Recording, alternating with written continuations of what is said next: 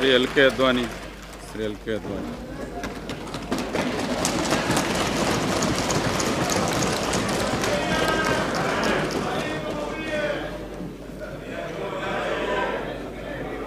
माननीय अध्यक्ष जी,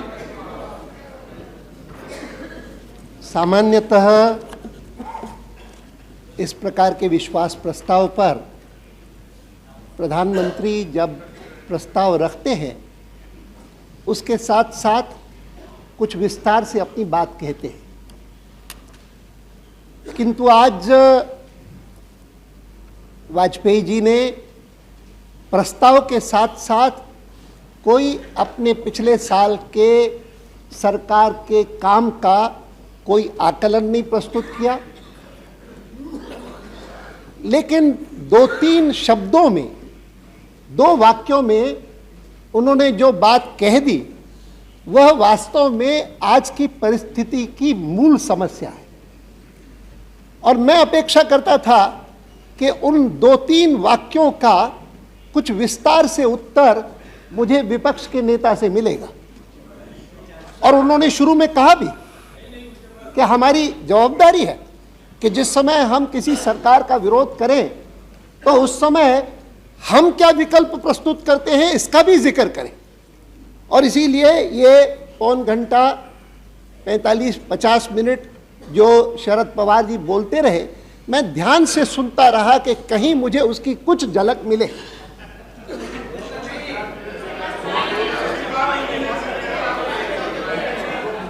अध्यक्ष जी, मुझे याद आता है कि आपके एक पूर्व अधिकारी श्री शिवराज पाटिल शायद सदन में होंगे, पीछे बैठे।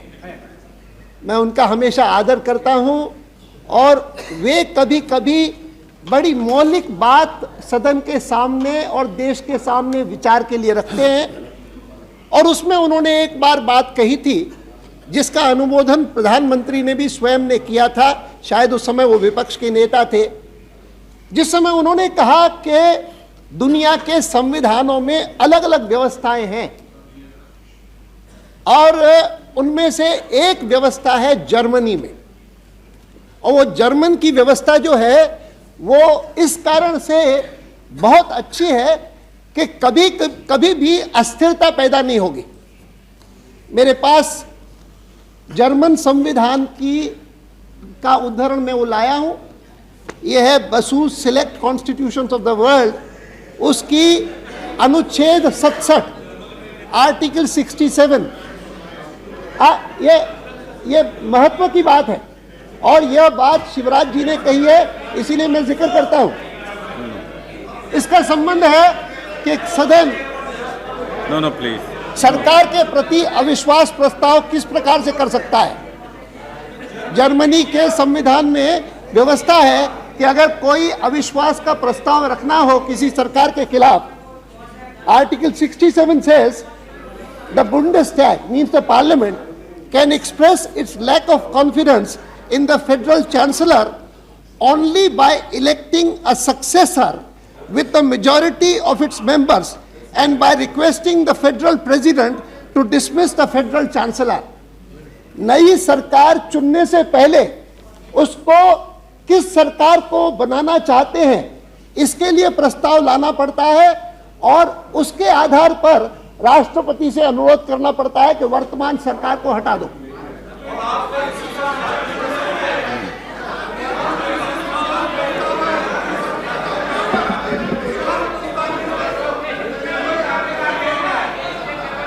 हमारी सरकार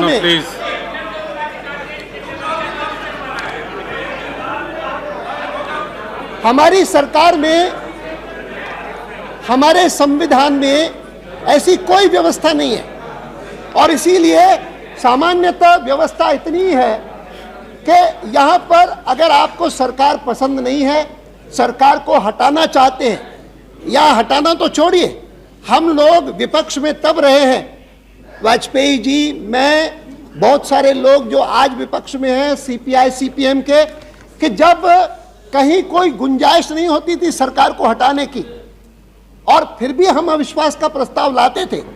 अविश्वास के प्रस्ताव को लाने का उद्देश्य होता था हम सरकार के काम से सर्वथा असंतुष्ट हैं और इसीलिए अपना क्षोभ व्यक्त करना चाहते हैं, जानते हुए भी कि हमारे पास मेजॉरिटी नहीं है, नंबर्स नहीं है और नंबर्स का परिणाम जो है उसके आधार पर तो हमारा अविश्वास का प्रस्ताव छूट जाएगा, हार जाएगा। सोमनाथ जी बैठे हैं, इंद्रजीत जी बैठे हैं और ये सारे के सारे लोग, हम सब जब अविश्वास का प्रस्ताव लाते थे तो उसका परिणाम भी जानते थे, फिर भी लाते थे। मैं इस चीज का उल्लेख इसलिए कर रहा हूं कि इन दिनों में, पिछले 5-7 दिनों में इसकी काफी चर्चा चली है कि जब AIADMK समर्थन वापस लेगी तो अविश्वास का प्रस्ताव आएगा या विश्वास प्रस्ताव पर बहस होगी। और राष्ट्रपति जी ने हमारी सरकार को, प्रधानमंत्री जी को रात्रि को पत्र लिख करके भेजा, उसके अनुसार प्रधानमंत्री ने विश्वास का प्रस्ताव रखा है। लेकिन समझने की बात यह है कि विपक्ष, जिसको पता है कि हमारे रूल्स ऑफ प्रोसीजर में, हमारे संविधान में अविश्वास प्रस्ताव की तो व्यवस्था है, विश्वास प्रस्ताव की व्यवस्था नहीं है। विश्वास प्रस्ताव जो है वह तो ट्रेडिशन से डेवलप हुआ है और वह ट्रेडिशन से डेवलप भी हुआ है उस समय पर जब शुरू में राष्ट्रपति किसी को आमंत्रित करता है और उसके पास स्पष्ट बहुमत नहीं है तो उसको कहता है कि इतने दिनों में तुम अपना स्पष्ट बहुमत प्रमाणित करो क्योंकि तुम्हारी सबसे बड़ी पार्टी है या तुम्हारे साथ सबसे अधिक लोग हैं, इसीलिए आप प्रमाणित करो। इससे शुरू हुआ और वो शुरू होते होते बीच में ऐसा भी काल आया जब सदन चलते हुए किसी ने अगर समर्थन वापस ले लिया तो उस समय भी राष्ट्रपति ने कहा कि आप समर्थन अपना बहुमत प्रमाणित करिए और उसी के अनुसार आज भी किया है। मैं उसकी बहस में जाना नहीं चाहता हूं क्योंकि मुझे लगता है कि अविश्वास का प्रस्ताव हो या विश्वास का प्रस्ताव हो, 2 दिन बाद या 3 दिन बाद जब बहस समाप्त होगी तो परिणाम वही निकलेगा जो हर सदन में पिछले साल भर में निकलता रहा है और जो अभी इस सदन में भी बिहार के मामले को लेकर के निकला था और आप निराश होकर के निकलेंगे यहां से। लेकिन महत्व की बात है कि इसका आग्रह क्यों था कि अविश्वास का प्रस्ताव न हो, विश्वास का प्रस्ताव हो, क्योंकि मैं मानता हूं कि अविश्वास का प्रस्ताव लाने वाला व्यक्ति या लाने वाली पार्टी, उसके ऊपर जवाबदारी है, प्रमाणित करे, संख्या नहीं, प्रमाणित करे कि इस सरकार ने काम अच्छा नहीं किया, इतना खराब काम किया है कि उसको हटाना परम आवश्यक हो गया है।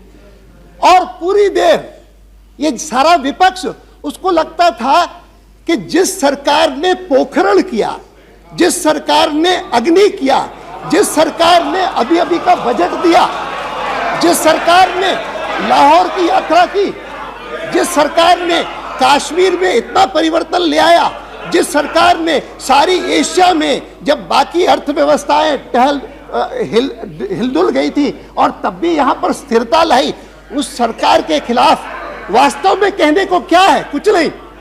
इसीलिए एक ही बात है कि आपके एक सहयोगी दल, उन्होंने जिसने समर्थन दिया था, जिसके आधार पर राष्ट्रपति ने आपको बुलाया था, उस सहयोगी दल ने समर्थन वापस ले लिया है। अब आप अल्पमत में रह गए हैं, इसीलिए आप त्यागपत्र दीजिए।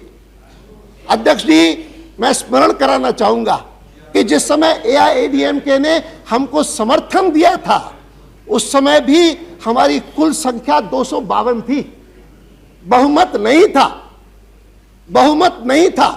मुझे इस बात की तो खुशी है कि शरद पवार ने स्वीकार किया कि उनको जनादेश नहीं मिला, लेकिन वो कहने की कोशिश करने लगे किसी को जनादेश नहीं मिला। मैं इससे सहमत नहीं हूं। कोई भी लोकतंत्र की इस व्यवस्था में, बहुदलीय प्रणाली में जो सबसे बड़ा कॉम्बिनेशन है वो मेजॉरिटी चाहे न भी हो, और इसीलिए राष्ट्रपति जी ने जिस समय वाजपेयी जी को इस सारे अलायंस के नेता के नाते बुलाया, उन्होंने जनादेश का आदर किया। ये उन्होंने नहीं कहा कि आप पहले 272 मुझे दिखाइए फिर मैं बुलाऊंगा। यहां तक अध्यक्ष जी, मुझे स्मरण है कि जब ADMK की नेता ने जैसे पत्र बाकी सब ने भेजे, समता पार्टी ने भेजा, अकाली दल ने भेजा, बीजू जनता दल ने भेजा, शिवसेना ने भेजा, बाकी सब पार्टियों ने उन्होंने भेजा था तब भी उन्होंने अपना पत्र नहीं भेजा था। तो उस समय हमने आपस में विचार किया कि अब तो हमारी संख्या शायद 238 हो गई, हम जाकर के राष्ट्रपति को कह दे कि आप किसी और को बुलाइए। और वाजपेयी जी ने हिंट भी किया, आप बुलाना चाहे किसी और को बुलाइए, इससे बड़ी संख्या हो। तो उन्होंने कहा इससे बड़ी संख्या है नहीं। लेकिन इस बीच में वो पत्र आ गया और हमारी 252 की संख्या के आधार पर राष्ट्रपति जी को शपथ दिलाई गई। तब भी अल्पमत में थे। आज 18 या 19 कम हो गए, 18 नहीं, एक मैं और भी गिनूंगा, 19 कम हो गए।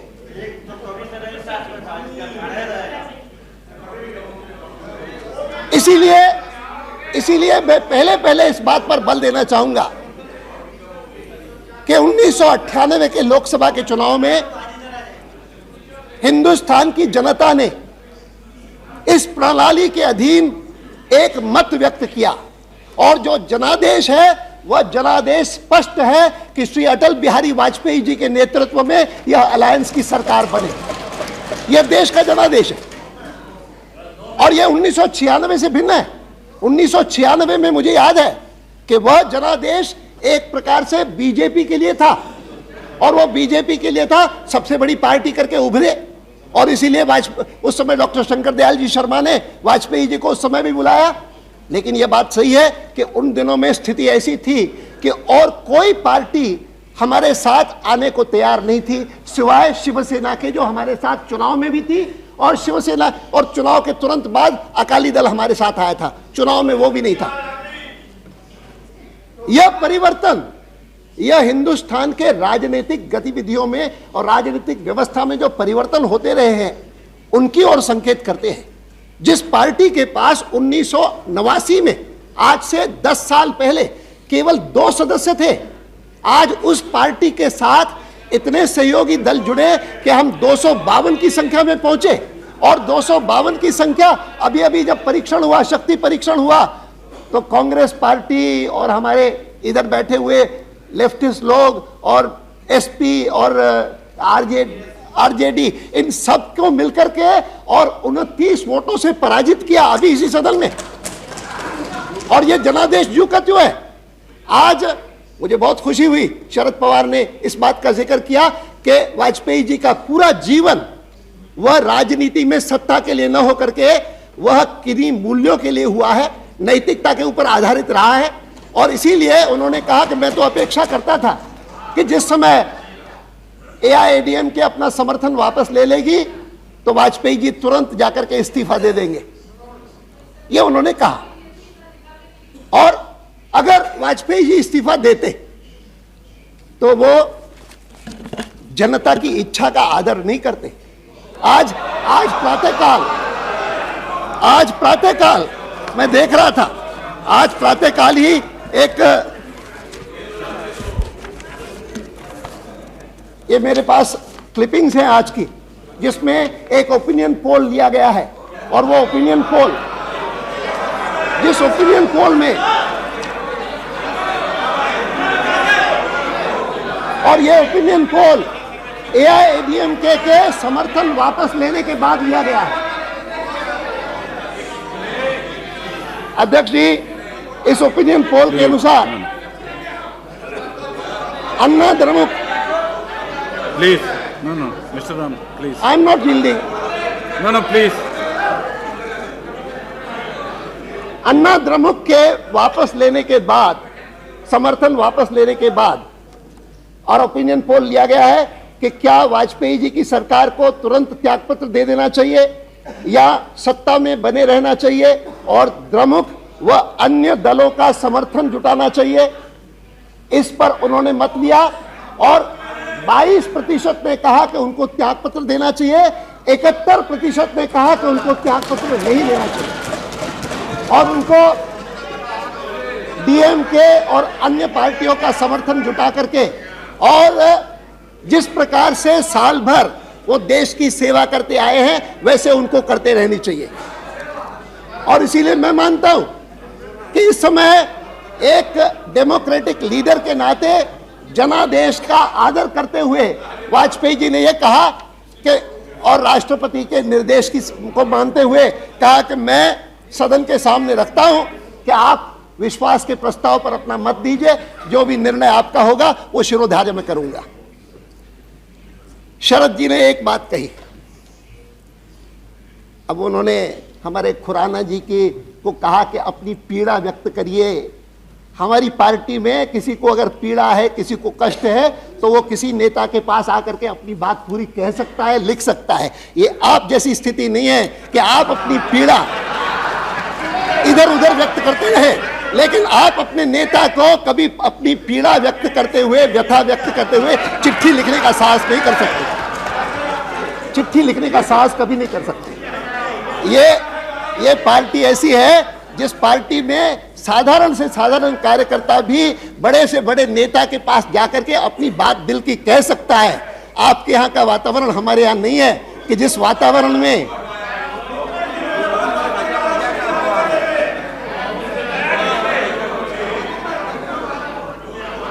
खुराना जी कभी भी कुछ कहना चाहे, उनको कभी किसी पर बंधन नहीं है। हाँ, खुराना जी was खुराना जी कभी आपकी पोल खोल देंगे सारी की सारी। Please allow him to make statement. कुछ ही दिनों में वापस बारामती उन्हें भेजे जाने वाले, वापस बारामती भेजने वाले। अध्यक्ष जी, लेकिन मैं No, please. इस नाते तो बात सही है कि शरद जी ने या उनके कई साथियों ने या विपक्ष में बैठे हुए कुछ लोगों ने पहले दिन से लेकर के कहना शुरू किया है कि यह सरकार चलेगी नहीं, ये सरकार तो अभी गिरी। हर सेशन शुरू होता है, हम यही बात सुनते हैं अखबारों में कि भाई इस बार तो सरकार गई। बड़ा अभी तो पिछले बजट के अधिवेशन में कहना शुरू किया था कि पिछला बजट का अधिवेशन कैसे पार करेंगे, तब से शुरू किया था। और इसीलिए शायद बहुत लोगों के लिए यह भी उपलब्धि लगती है कि ये सरकार, पिछली 5 सरकारें, वैसे तो कुल मिलाकर के 5 प्रधानमंत्री हुए हैं गैर कांग्रेसी 1989 के बाद। चंद्रशेखर जी हुए, उसके बाद विश्वनाथ प्रताप सिंह जी हुए, चंद्रशेखर जी हुए, फिर इंद्र गुजराल हुए, देवे गौड़ा हुए और वाजपेयी जी हुए। और इन 5 प्रधानमंत्रियों में से बाकी चारों प्रधानमंत्री 1 साल नहीं बिता पाए, 1 साल का कार्यकाल नहीं बिता पाए। वाजपेयी जी ने साल भर बिताया, इसी पर आपको आश्चर्य होता है। लेकिन मैं मानता हूं, I am talking of post 1989, post 5 prime ministers after 1989 of the non Congress, I am referring to that sir. लेकिन मैं इस बात से पूरी तरह से सहमत हूं कि केवल साल भर सरकार चलाना ये कोई उपलब्धि नहीं है। इस साल भर में हमने भारत में एक दूसरे प्रकार का वातावरण खड़ा किया है, भारत को विश्व भर में एक स्थान प्राप्त करवाया है। ये जो उपलब्धि है वो सबसे बड़ी उपलब्धि है।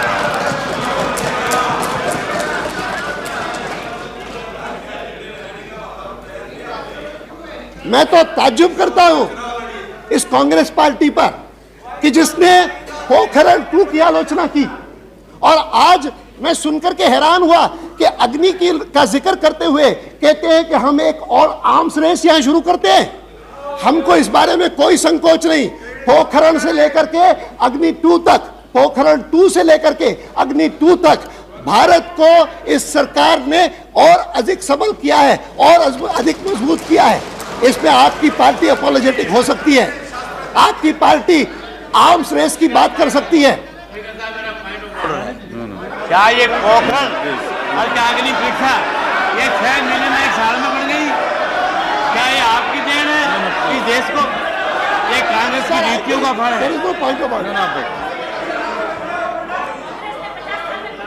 No.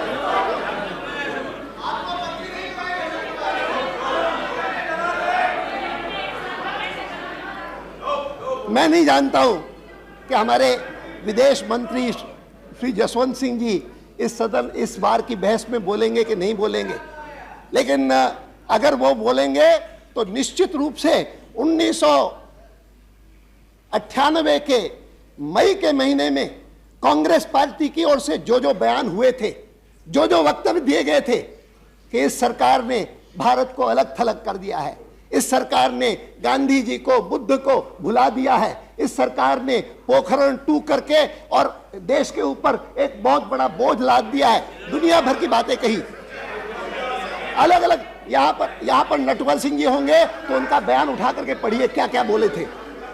और उसके साल भर बाद, साल भर भी अभी पूरा नहीं हुआ है, क्या स्थिति हुई है। आज कोई इस बात की आलोचना नहीं करता। Pokhran 2 is regarded as an achievement not only by India and Indians but even the world over. It is treated with respect. हम उनमें से नहीं हैं कि जो केवल विपक्ष में बैठ करके आलोचना ही करें। जब इंदिरा जी ने 1974 में पोखरण का पहला विस्फोट किया था तो शायद वाजपेयी जी सबसे पहले थे कि जिन्होंने उनकी तारीफ की थी और सरकार की तारीफ की थी। हम आपकी तरह नहीं करते और इसीलिए मुझे बहुत दुख हुआ आज जब अग्नि 2 और खास करके पूर्व रक्षा मंत्री वो जब अग्नि 2 के बारे में ये वाक्य बोलते हैं कि अग्नि 2 इस समय करने की क्या जरूरत थी, जब हम एक हिस्टोरिक हमने इनिशिएटिव लिया है बस राइड करके पाकिस्तान से दोस्ती करने का, तो पाकिस्तान को इस प्रकार से चिढ़ाने की क्या औचित्य था। मैं मानता हूं कि हिंदुस्तान अपने को मजबूत करे, हिंदुस्तान देश के अंदर आतंकवाद को समाप्त करे और पाकिस्तान के साथ दोस्ती करे। ये परस्पर विरोधी अप्रोचेस नहीं है, ये परस्पर पूरक अप्रोचेस है। मुझे याद आता है अध्यक्ष जी, आज से कई साल पहले, हो सकता है 4 साल हो, 5 साल हो, मैं उस समय भारतीय जनता पार्टी का अध्यक्ष था और पाकिस्तान में जो ब्रिटिश हाई कमिश्नर थे सर बैरिंगटन नाम के, वे यहां पर आए थे और वे मुझे जब मिले तो उन्होंने कहा मैं मुख्य रूप से आपसे हिंदुस्तान पाकिस्तान के संबंधों के बारे में, कश्मीर की समस्या के बारे में मैं चर्चा करने आया हूं और आपका दृष्टिकोण, आपकी पार्टी का दृष्टिकोण मैं समझना चाहूंगा। और उस चर्चा में उन्होंने एक बड़ी महत्वपूर्ण बात कही। उन्होंने कहा कि मेरा यह विश्वास है, मेरा यह कन्विक्शन है और पाकिस्तान में जो एलीट है उसका भी कन्विक्शन है कि हिंदुस्तान और पाकिस्तान के संबंध सबसे अच्छे तब बनेंगे जब नई दिल्ली में भारतीय जनता पार्टी की सरकार होगी। और उन्होंने जब यह कहा, फिर उन्होंने दुनिया भर की एनालॉजीज देते हुए कि अमेरिका और चाइना के संबंध कब अच्छे हुए, जब प्रेसिडेंट निक्सन हुए और प्रेसिडेंट निक्सन जिनके बारे में चाइना में माना जाता था कि ये तो फॉर्मोजा के समर्थक है और ये तो चाइना के खिलाफ है, ये तो कट्टर एंटी कम्युनिस्ट है, वैसी धारणा आपकी बीजेपी के बारे में, वाजपेयी जी के बारे में, आपके बारे में बनी हुई है। और इसीलिए मुझे ये यकीन है कि जिस दिन आपकी सरकार यहाँ आएगी उस दिन निश्चित रूप से भारत और पाकिस्तान के संबंध सुधारने की दिशा में कदम होगा। और मैं तारीफ करता हूं, मैं बधाई देता हूं वाजपेयी जी को कि साल भर भी बीतने उन्होंने नहीं दिया। पोखरण के बावजूद और अग्नि की तैयारी करने के बावजूद उन्होंने लाहौर की यह यात्रा की, जिस लाहौर की यात्रा की पाकिस्तान में तारीफ हुई, दुनिया भर में तारीफ हुई कि इतना शानदार और ऐतिहासिक पहल और किसी देश ने, किसी सरकार ने नहीं किया। आप कर सकते थे, क्यों नहीं किया? आप कर सकते थे पोखरण, क्यों नहीं किया? मेरे पास हाँ वेंकटरमण, हाँ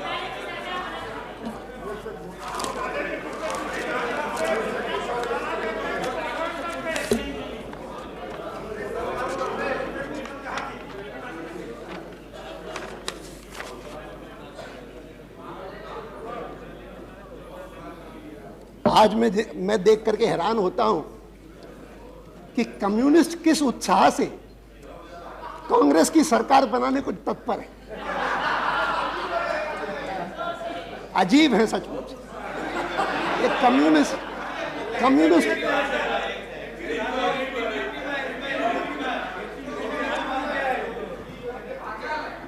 आज से 2-2.5 साल पहले एक डॉक्यूमेंट है मेरे पास आपका, और क्योंकि मैं इस विषय में आप सरकार के आलोचक हैं ऐसा मैं नहीं जानता था, इन दिनों में जब देखने लगा तो मुझे लगा कि आप कांग्रेस पार्टी के आलोचक केवल इस कारण नहीं है कि कांग्रेस पार्टी करप्ट है, कांग्रेस पार्टी कम्युनलिज्म को प्रोत्साहन देती है, लेकिन कांग्रेस पार्टी सिक्योरिटी के बारे में उदासीन है, सुरक्षा के बारे में इनको कोई चिंता नहीं है। और आपका एक CPIM का पब्लिकेशन है 1996 का, record of compromising India security, जिसमें क्या कहते हैं CPM के हमारे मित्र, betraying India security interest and compromising with its sovereignty should find important place in the charge sheet against the Congress. The last 5 years, 91 to 96, have seen the systematic building up of relentless pressure on the Indian government by the US and its allies. Time and again, the Congress government has surrendered India's vital interests. The Americans, who are determined to prevent India developing missile technology, curbing our nuclear technology, and who are taking a position hostile to India's interests by its agenda for an independent Kashmir, have now succeeded in becoming collaborators with India's military establishment thanks to the Congress-I government's pro-imperialist policy. Collaborators Americans हैं इनके कि आप हैं collaborators इनके?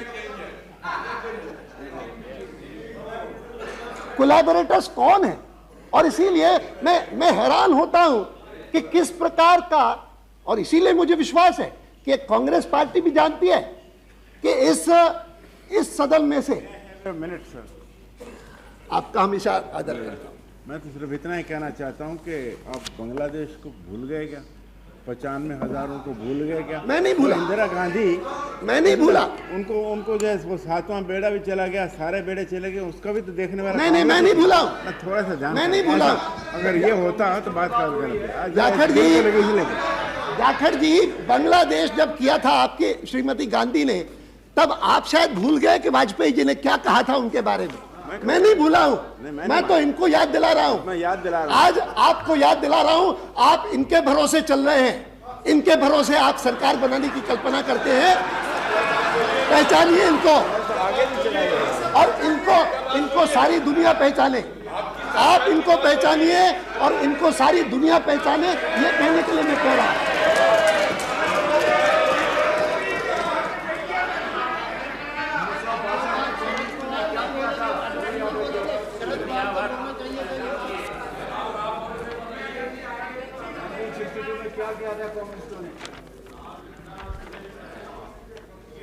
नहीं, देखिए, communist party पर मुझे गुस्सा कम आता है, मुझे दया आती है इन पर।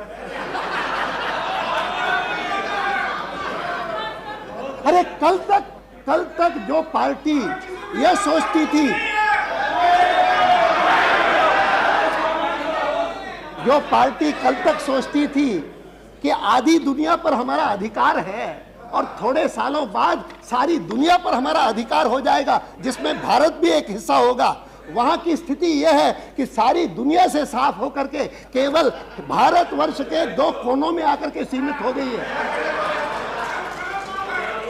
इसीलिए not at your mercy. Not at all. Mr. Advani, you have taken the help of all the motley crowd. You have taken the help of motley crowd, not us. और इसलिए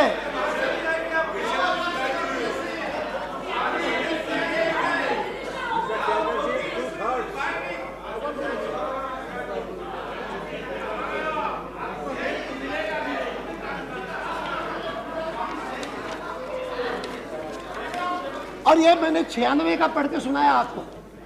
ये 96 का एक डॉक्यूमेंट था, लेकिन ये 98 का चुनाव जब लड़े थे हमारे लेफ्टिस्ट मित्र कम्युनिस्ट, तो उन्होंने एक मैनिफेस्टो इशू किया, 1998 manifesto of the left parties, it applies to all of them, जिसमें उन्होंने कहा the Congress party has degenerated both politically and organisationally. It is the party in decline as it has pursued, when in power, economic policies which militate against the people. It betrayed the secular heritage by compromising with communal forces, and it is a party riddled with corruption. और ये party कहती है बना लो सरकार, आपको हम बाहर से समर्थन करेंगे, आपको हम अनकंडीशनली समर्थन करेंगे। मैं बोलूंगा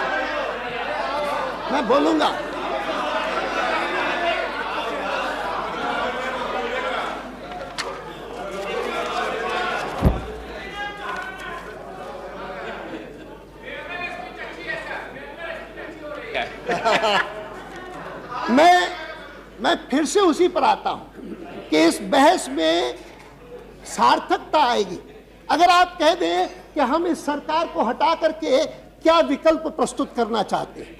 आप कह दीजिए ईमानदारी से, सोनिया जी ने एक बार कहा कि अब ये कोएलिशन का जमाना नहीं है। पचमढ़ी में उन्होंने कहा कि हम अपनी सरकार बनाएंगे, अपनी पार्टी की सरकार बनाएंगे, और इसीलिए उन्होंने पिछले दिनों में 2-4 दिन 5-7 दिन पहले ही उन्होंने कहा कि अगर कांग्रेस पार्टी सरकार बनाएगी तो तब बनाएगी जब बाकी सब पार्टियां हमको बाहर से समर्थन देगी। कोई कहे कि मैं डिप्टी प्राइम मिनिस्टर बनूंगा, मैं वित्त मंत्री बनूंगा, मैं ये बनूंगा, ये बर्दाश्त हम नहीं करेंगे। हैं बैठे हुए हैं यहां पर, और मैं इन सब लोगों को बताना चाहता हूं कि कांग्रेस पार्टी, उसका दृष्टिकोण कुछ आपसे ज्यादा साफ है। उनकी कम से कम नीयत साफ है। दृष्टिकोण भले साफ ना हो, नीयत साफ है। आज से 6 महीने पहले तक, सितंबर के महीने तक, जब तक पचमढ़ी का आपका सम्मेलन हुआ था ना, तब तक उन्होंने क्या देखा था कि ये वाजपेयी जी की सरकार बनी, और सरकार बनने के तुरंत बाद एक बड़ी पार्टी ने कहा कि हम चिट्ठी नहीं भेजते राष्ट्रपति जी को।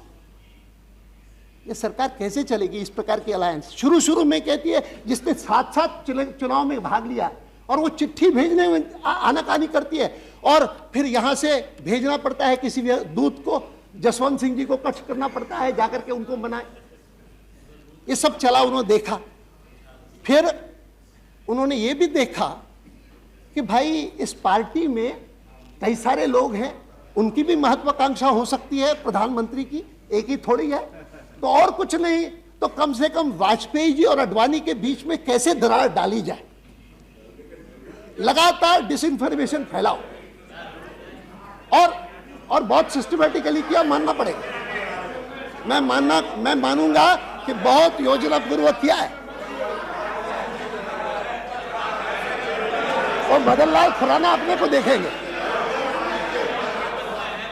और नहीं, और कुछ नहीं मिला। मैं जानता हूं सब, मैं इसीलिए, मेरी बात का वजन नहीं है। खुशी देख रहे हैं, कैसे लग रहा है? वो खुशहाली देख रहे हैं। आज 1 साल में पहली बार देखी अडवाणी इन लोगों नहीं देखा। राजेश जी, यह पार्टी किस प्रकार की है इसको आपको कल्पना करनी पड़ेगी। यह कांग्रेस पार्टी नहीं है। इस कांग्रेस पार्टी में क्या हो सकता है, यह तो पिछले आपके अध्यक्ष ने जब जिस प्रकार से पूर्व अध्यक्ष को हटा करके बनाया था तब सबने देखा था। यह पार्टी वैसी नहीं है। इस पार्टी में मैं मानता हूं कि हमारी पार्टी ही छोड़िए, लेकिन हिंदुस्तान भर में भी इस प्रकार का नेता आपको नहीं मिलेगा, देश को नहीं मिलेगा जैसे श्री अटल बिहारी वाजपेयी। इतना कद है, इतने कदावर है, और ये बावजूद इसके है कि उनकी विचारधारा में कमिटमेंट होते हुए भी, मेरी विचारधारा में कमिटमेंट होते हुए भी, मैं कभी इस प्रकार की इमेज नहीं क्रिएट कर पाया कि जिसमें लोग मुझे कट्टरवादी मानते हैं। और कट्टरता इस विचारधारा में ही नहीं है। सही कहा शरद पवार ने कि हिंदुत्व की सबसे बड़ी कोई विशेषता है तो वो उदारता है, वह सहिष्णुता है, सब लोगों को समेट करके चलने की बात है। और अगर न होता तो 1947 में जो संविधान निर्माता बैठे होते, उन्होंने 1950 में यह संविधान न बनाया होता।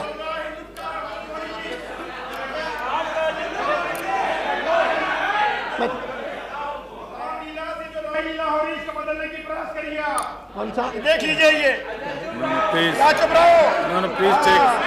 बैठो।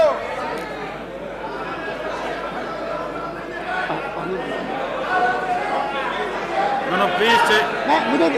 मैं देख लूँ। No, please take your seat. Honorable member, please take your seat. No, please take your seat.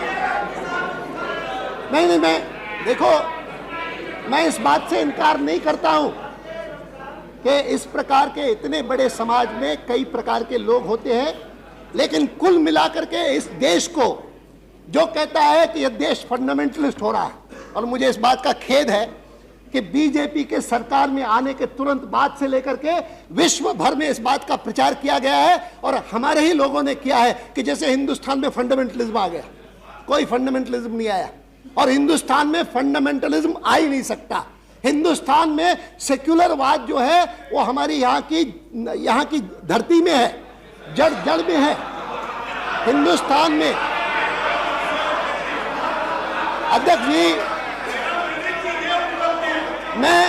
अध्यक्ष जी मैं निवासी उस भाग का हूं जो आज पाकिस्तान का हिस्सा है।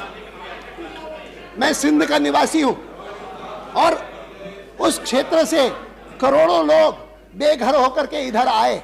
1947 में भारत का विभाजन हुआ तो किस आधार पर हुआ? पंथ के आधार पर, मजहब के आधार पर, धर्म के आधार पर, कि कहां पर हिंदुओं का बहुमत है, कहां पर मुसलमानों का बहुमत है, उसके आधार पर नक्शा खींचा गया। पाकिस्तान ने अपने को मजहबी राज्य घोषित किया कि हमारे यहां पर इस्लामिक राज्य होगा, और इस्लामिक राज्य और मजहबी राज्य का अर्थ है कि मुसलमान जो है वो प्रथम दर्जे का नागरिक, बाकी जो है वो द्वितीय दर्जे के नागरिक। अगर भारत उस समय यही करता तो शायद दुनिया हमको दोष नहीं देती। दुनिया कहती आखिर तो कांग्रेस पार्टी खिलाफ थी पार्टीशन के, कांग्रेस पार्टी को मजबूर किया गया पार्टीशन स्वीकार करने के लिए, लेकिन दुनिया चाहे दोष नहीं देती, हम अपने को माफ नहीं कर सकते। हिंदुस्तान की परंपरा, हिंदुस्तान का इतिहास, हिंदुस्तान की संस्कृति वह कभी मजहबी राज्य की कल्पना को स्वीकार नहीं करेगी, कभी नहीं करती। न पूर्व में किया है, न भविष्य में करेगी। सेक्युलरिज्म जिसका मतलब है कि सब धर्मों के लिए समान आदर, सब मजहबों के लिए समान आदर, सारे नागरिक किसी भी मजहब के अनुयायी हों उनके लिए समान न्याय, समान सुरक्षा, यह जो तत्व है सिक्योरिटी के, सेक्युलरिज्म के, ये हमारे संविधान के हिस्से हैं और यह सरकार पूरी तरह से उनके प्रति प्रतिबद्ध है, उसमें कभी कोई विचलित होने का कारण नहीं है। और दुनिया भर में आपने जो प्रचार किया, मुझे तो दुख हुआ आज फिर से शरद पवार ने इस ईसाई मसले को उठा करके ये दुनिया को बताने की कोशिश की ईसाइयों के ऊपर बड़े अत्याचार हो रहे हैं। मैं एक बार उसका जवाब विस्तार से दे चुका हूं, फिर से नहीं दूंगा, लेकिन इतना जरूर कहूंगा कि कम से कम 6 घटनाएं दुनिया भर में ऐसी प्रचारित हुई जिनके आधार ही नहीं था, तथ्य ही नहीं था। झाबुआ की घटना से लेकर के जो क्रम शुरू हुआ, बारीपद में किसी नन के बलात्कार की चर्चा से लेकर के सारे के सारे प्रकरण झूठे साबित हुए। दुनिया में वो नहीं छपे, उनका कॉन्ट्रडिक्शन नहीं छपा। इलाहाबाद हमें मैंने कहा ना 6 घटनाएं ऐसी, इलाहाबाद की, ओडिशा की, और ये सारी की सारी घटनाएं मैं ये स्वीकार करूंगा कि दूसरी जो घटनाएं सही हैं वो भी नहीं होनी चाहिए। सरकार का काम है कि कहीं पर भी किसी के साथ अन्याय न हो, किसी के ऊपर अत्याचार न हो, और खास करके अल्पसंख्यकों के ऊपर अगर अत्याचार होता है तो मेरी सरकार अपने को जिम्मेदार मानती है, हमारा खास उनके प्रति दायित्व है। लेकिन जिस प्रकार से प्रचार हुआ है उसमें से ये संशय पैदा होते हैं, जिन संशयों को मेरे मित्र जॉर्ज फर्नांडिस ने अभिव्यक्ति दी, मैंने नहीं दी लेकिन उन्होंने दी, क्योंकि उनको लगा कि मैं कहूंगा तो कोई इस प्रकार का आरोप नहीं लगाएगा, लेकिन लगता है कि कोई षड्यंत्र है इसके पीछे। और इसीलिए सरकार ने पहली बार हिंदुस्तान के इतिहास में एक घटना को लेकर के, एक ऑस्ट्रेलियन नेशनल थे जिनके 2 बच्चों की भी हत्या हुई, जिंदा जलाया गया, बड़ा भयंकर भीषण कांड था। तो हमने कहा कि कमीशन ऑफ इंक्वायरी साधारण नहीं, लेकिन जैसा commission of inquiry Shri Rajiv Gandhi ji की हत्या के समय बनाया गया था कि सिटिंग जज होगा सुप्रीम कोर्ट का, वैसा हम लेंगे। हमने जाकर के विशेष रूप से मुख्य न्यायाधीश श्री आनंद से अनुरोध किया कि एक घटना ऐसी है कि जिस घटना के कारण हम आपसे निवेदन करने आए हैं कि आप किसी सिटिंग जज को स्पेयर करिए। उन्होंने कहा मेरे पास वैसे ही कम है, मैं किसी रिटायर्ड जज को ले लूंगा, आप सिटिंग जज का क्यों आग्रह करते हैं। हमने कहा कि नहीं, हम इसके बारे में विश्वसनीयता पैदा करना चाहते हैं, क्रेडिबिलिटी पैदा करना चाहते हैं, और इसीलिए आप स्पेयर करिए। और उन्होंने माना हमारी बात, और एक सिटिंग जज उसकी जांच कर रहा है। मैं उसके बारे में इस समय और कुछ नहीं कहूंगा, सिवाय इसके कि जहां तक ये सरकार है, इस सरकार को इस बात का गर्व है कि पिछले 10 सालों में 1989 से लेकर के 1998 तक 10 सालों में कभी भी सांप्रदायिक घटनाएं इतनी कम नहीं हुई, सांप्रदायिक दंगे नहीं हुए जिस प्रकार से 1998 रहा। It has been a riot free year by and large, a riot free year 1998।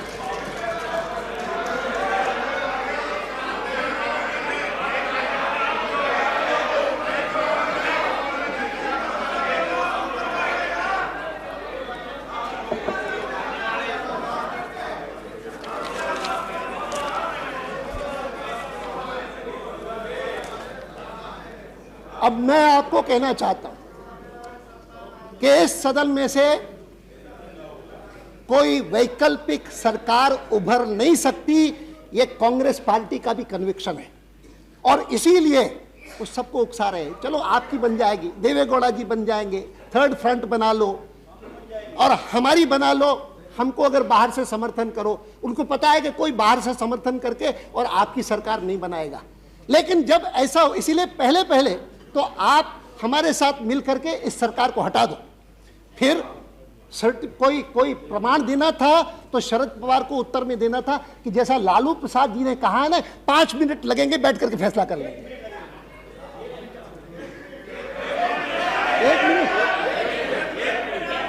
1 minute लगेगा।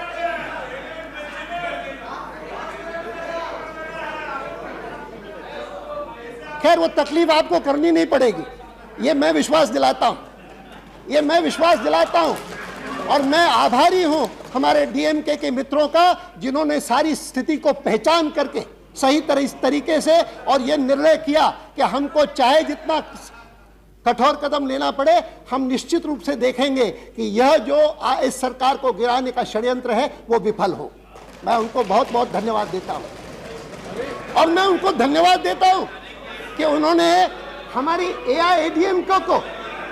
एआईएडीएमके आज तक तो हम समझते थे कि हिंदुस्तान की राजनीति में हमको अछूत बनाने का प्रयत्न। told you I won't allow these Pandaram Paradesi to fall in the Tamil Nadu. बहुत अच्छा तब The same TMK told you as Pandaram and Paradesi. 2 दिन पहले आज से 2 दिन पहले जब मैंने मार्क्सवादी पार्टी का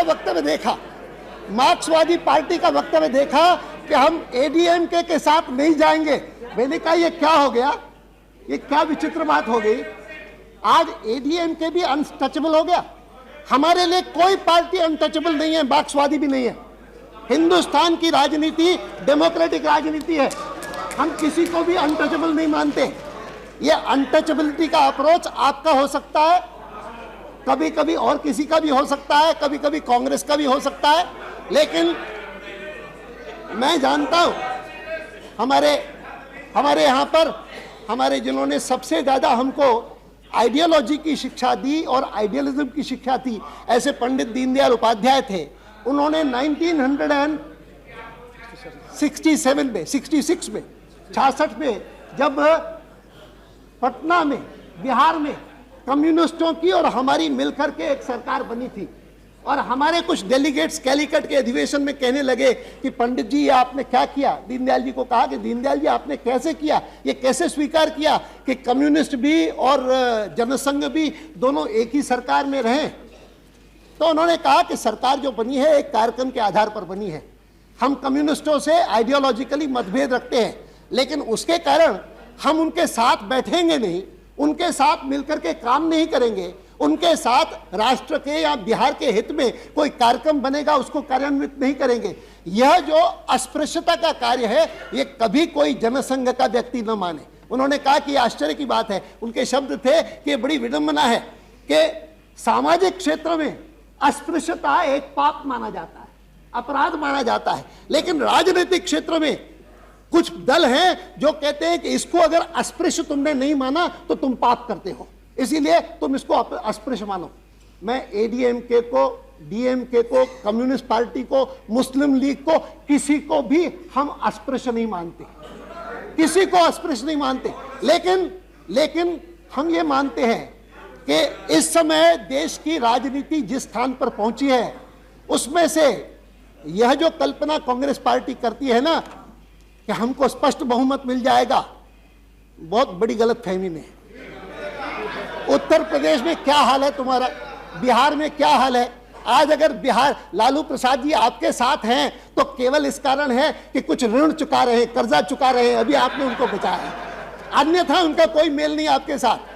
वो कोशिश करेंगे कि आपका तिल भर भी वहां कुछ ना हो, और उनको पता है कि वहां कुछ है नहीं आपका, इसलिए आपका साथ दे रहे हैं। मुलायम सिंह जी को थोड़ी सी चिंता है, सपा को थोड़ी सी चिंता है, वो क्या करेंगे मैं नहीं जानता हूं, लेकिन मैं इतना जरूर जानता हूं कि उत्तर प्रदेश और बिहार में जैसी आपकी दुर्गति है उसके आधार पर यह कल्पना करना कि आपको स्पष्ट बहुमत मिलेगा, ये कोरी कल्पना है, कुछ नहीं होना है उससे। हाँ, इससे अच्छा होता कि आप ये सबको साफ कहते कि आज से 6 महीने पहले तो हम सोचते थे कि ये सरकार लोकप्रियता अर्जित कर, ये बदनाम हो रही है, ये सरकार जो है वो नॉन परफॉर्मिंग गवर्नमेंट है, लेकिन पिछले इन 3-4 महीनों में जिस प्रकार से उन्होंने लाहौर की बस यात्रा की, जिस प्रकार का बजट पेश किया, जिस प्रकार से बिहार के बारे में काम किया, जिस प्रकार से इंफॉर्मेशन टेक्नोलॉजी के बारे में कदम उठाए, जिस प्रकार से ये स्थिति ला करके खड़ी कर दी कि वर्ल्ड बैंक को कहना पड़ा कि India is now the most sought after destination in this region. और वर्ल्ड बैंक की रिपोर्ट ने कहा कि इस बार इस रीजन में जितना इन्वेस्टमेंट हुआ है उसमें से 80% भारत में हुआ है, ये वर्ल्ड बैंक की रिपोर्ट है। ये सारी चीजें देख करके आपको लगा कि ये तो धीरे धीरे करके स्थिति बदल रही है, और इसीलिए अगर ये सरकार चलने लगी तो सरकार 2-4 महीने में ऐसी स्थिति कर लेगी कि जब आंध्र और कर्नाटक के चुनाव आएंगे तो कांग्रेस का सफाया हो जाएगा, और इसलिए जितनी जल्दी इसको गिरा सको उतना अच्छा है। और आपको सबको कहते हैं कि आप चाहे आप सरकार बना लो, हम सरकार बना लें, कोई सरकार बना ले, कोई न कोई सरकार बननी चाहिए। इनकी नियत है कि ये सरकार जाए और जल्दी से जल्दी चुनाव हो, ये इनकी नियत है। इस नियत को पहचानना चाहिए, और नियत को पहचान करके मुझे विश्वास है कि आप सभी लोग सोचेंगे, सब लोग सोचेंगे, विचार करेंगे। इनको कहिए कि या तो आप विकल्प प्रस्तुत करिए, और आज चुनौती दी है प्रधानमंत्री ने, आप विकल्प बताओ कि क्या करना चाहते हैं। वैसे वो विकल्प साकार होने वाला नहीं है, क्योंकि बहुमत संख्या में आज भी इस तरफ है, और वो बहुमत शीघ्र प्रमाणित होगा, कल होगा, परसों होगा, ये तो अध्यक्ष पर निर्भर है। मैं समझता हूं मैंने कुछ बातें नहीं कही हैं, क्योंकि मुझे विश्वास है कि हमारे प्रतिरक्षा मंत्री, हमारे वित्त मंत्री, हमारे अन्य सहयोगी इन बाकी चीज़ों पर प्रकाश डालेंगे जिनका जिक्र शरद पवार ने किया है। मैं सदन से अनुरोध करता हूं सभी से, मैं कांग्रेस से ज़्यादा अपेक्षा नहीं करता, मार्क्सिस्टों से ज़्यादा अपेक्षा नहीं करता, लेकिन बाकी सबसे मैं अपेक्षा करता हूं कि इस बात पर गंभीरता से विचार करिए कि क्या यह उचित होगा। मैं नहीं करता, मार्क्सिस्टों से तो मैं करता ही नहीं, थोड़ी बहुत सीपीआई से करता हूं, थोड़ी बहुत सीपीआई से करता हूं, वो कभी कभी समझदारी की बात करते हैं। बाकी कांग्रेस की तो दयनीय स्थिति है, उनको You are against principled politics. इनकी स्थिति जो है वो मैं समझ सकता हूं, अच्छी तरह से समझ सकता हूं, जिसके कारण अब विपक्ष के नेता हैं, मैं उनके बारे में क्या कहूं, लेकिन मैं इतना ही कहूंगा कि आप पुनर्विचार करिए, इस पर पुनर्विचार आप कर सकते हैं कि जो अप्रोच आज से 6 महीने पहले आपने अपनाया था और जिसकी प्रतिध्वनि हमको आपके पचमढ़ी के प्रस्तावों में मिली थी, उसमें कुछ सूझबूझ लगती थी, कुछ बुद्धिमत्ता लगती थी, उस आधार पर आप चलेंगे तो शायद आप देश के लिए अधिक योगदान कर सकेंगे। जो इस समय की नेगेटिव पॉलिटिक्स आप खेल रहे हैं वह देश के लिए तो अहितकर है, आपकी पार्टी के लिए भी अहितकर है। मैंने जो बात बिहार के समय में कही थी, बिहार के समय में मैंने कही थी, मैंने कहा था कि बिहार में आप लालू जी की सरकार को वापस बिठा रहे हैं तो वह बिहार के लिए अहितकर होगा, मेरी पार्टी के लिए लाभकारक होगा।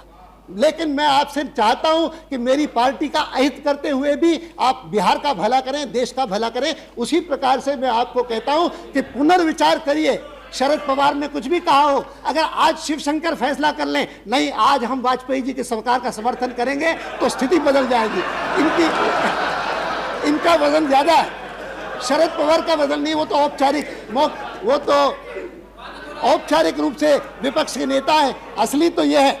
और अगर ये असली जो है वो अगर बात अपनी कह दे तो शायद सारा वातावरण बदल जाएगा। इन्हीं शब्दों के साथ मैं बहुत जोरदार ढंग से वाजपेयी जी के प्रस्ताव का समर्थन करता हूं और सदन से अनुरोध करता हूं कि उसका समर्थन करें। बहुत बहुत